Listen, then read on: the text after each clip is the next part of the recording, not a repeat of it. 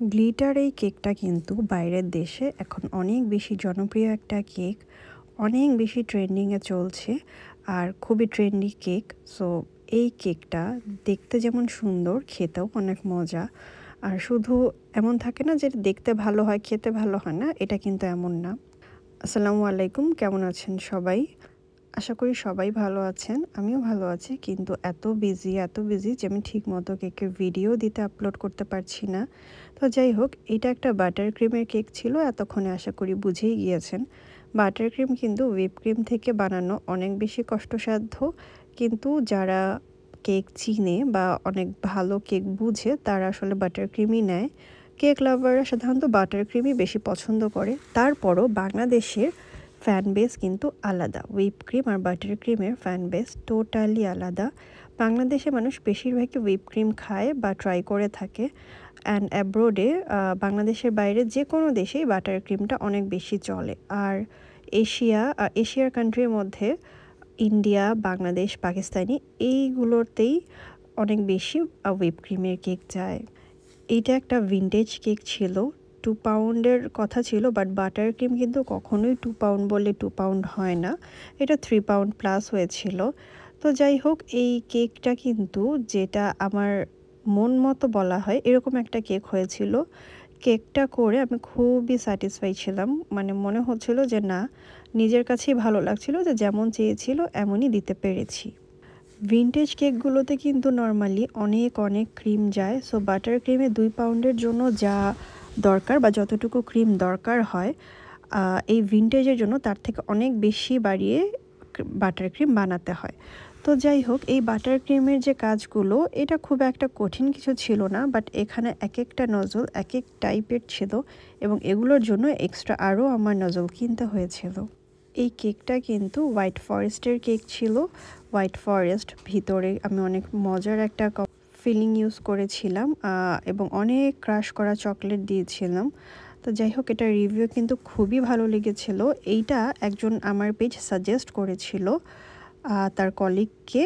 তো সাজেস্ট করার পরে হচ্ছে গিয়ে আমার থেকে কেকটা নিয়েছিল এবং কেউ যখন আমার পেজ সাজেস্ট করে অন্য কাউকে, তখন আমার টেনশনটা অনেক বেশি থাকে তুলনামূলক অন্য সময় থেকে।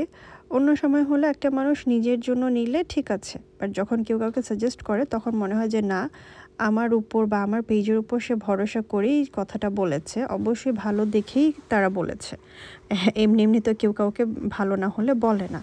তো এই জন্যই আমার আরও ভয় অনেক বেশি কাজ করছিল। তো আমার মনে হচ্ছিল যে কেমন হবে বা ও একটা আশা নিয়ে করেছে, যদি ভালো না লাগে, এরকম একটা টেনশন হয়। আর বাটার ক্রিমের কাজ করা কিন্তু শীতকালে খুবই আরামদায়ক। গরম থেকে শীতকালে কেকের যে কোনো কাজ করা খুব ইজি, খুবই ভালো লাগে করতে।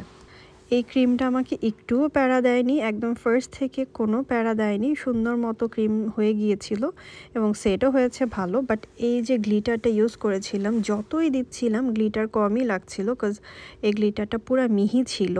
একটু মিহি কম একটা গ্লিটার আমি খুব খুঁজেছি, মানে অনেক জায়গায় খুঁজেছি, কোথাওই পাইনি।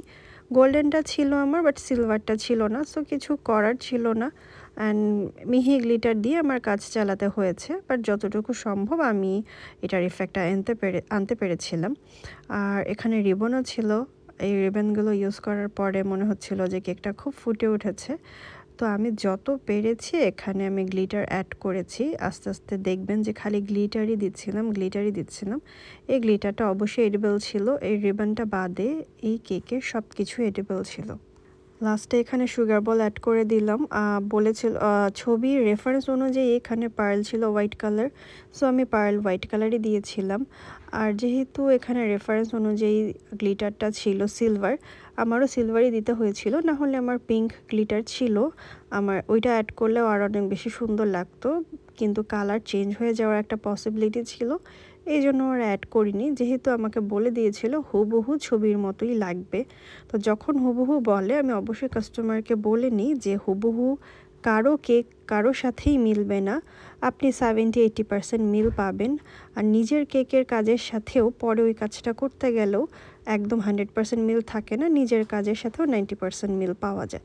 তো যেহেতু আমি আমার দিক ক্লিয়ার করে নিয়েছিলাম, সো আমার ভয়টা একটু কমই ছিল, কিন্তু তারপরও মনে হয়েছিল যেহেতু এত আমার উপর আস্থা রেখে আমার কাছে অর্ডার করেছে, প্রাইসিং নিয়েও কোনো ঝামেলা করে নাই। সো আমার মনে হচ্ছিল যে তাকে বেস্টটাই দেই। এবং যখন যে কাস্টমারগুলোকে মন থেকে কিছু দিতে চাই তখন দেখবেন অটোমেটিকলি কেকের পাউন্ড বেশি হয়ে যায় বা কেকের কখনোই কম হয় না, সবসময় বেশিই হয়। সো যাই হোক, সব কিছুর ঊর্ধ্বে হচ্ছে গিয়ে টেস্ট এবং ডেকোরেশনটা। এইটা যার জন্য অর্ডার ছিল সে এবং তার বোন খুব পছন্দ করেছিল। একটা ভাই অথবা বোন মেবি তার ছোট বোনের জন্য এটা অর্ডার করেছিলেন। তো তারা খুব পছন্দ করেছিলেন। আচ্ছা দেখেন, লাইট নিভানোর পর এটার কি সুন্দর এফেক্টটা বোঝা যায় অনেক সুন্দরভাবে, যেটা এতক্ষণ বোঝা যাচ্ছিল না। পরে আমি দেখলাম যে লাইট নিভিয়ে অনেক সুন্দর করে এটা আসে। সো এখন আশা করি বুঝতে পারছেন সবাই কতগুলো গ্লিটার এখানে দেওয়া হয়েছে। আর খালি চোখে যত বোঝা যাচ্ছিল ক্যামেরাতে আসলে ততটা আসছিল না। তো যাই হোক, আমি আমার অর্ধেক গ্লিটার এখানে শেষ করে ফেলেছিলাম দিতে দিতে। এই ভিডিওটা নেওয়ার জন্যই আমার এত কষ্ট, এত সুন্দর করে যে গ্লিটারগুলো ছড়িয়ে যাচ্ছিল এটা দেখেই খুব ভালো লাগছিল। অ্যান্ড এই ভিডিওগুলো কয়েকদিন যাবত আমি এত দেখছিলাম, মনে হচ্ছিল যে এই কেকটা অর্ডার করে আমার নিজেরই খুব মনে হচ্ছিল যে যিনি অর্ডার করেছেন তার জন্য আমার খুবই খুবই ভালো লেগেছে, যে আমার খুব পছন্দের একটা কাজ আমি করতে পেরেছি। সামনে আরেকটা ইচ্ছা আছে, ওইটাও করব ইনশাল্লাহ, দেখি। খুবই ভালো লেগেছে আমার এটা করে। আপনাদের কেমন লেগেছে অবশ্যই জানাবেন। আর এখানে নাম ওয়ার্ডটা ছিল 3টা লেটারের। সো এইটাও ভালো, যখন অল্প একটু হয় জিনিসটা দেখতে ভালো লাগে। বড় নামের থেকে ছোট ছোট যে মানুষের নাম থাকে ওইটা দেখতেও খুব ভালো লাগে, কেকের সাথে অনেক যায়। তো এই তো আমার কেক শেষ। কেমন লাগলো সবাই জানাবেন।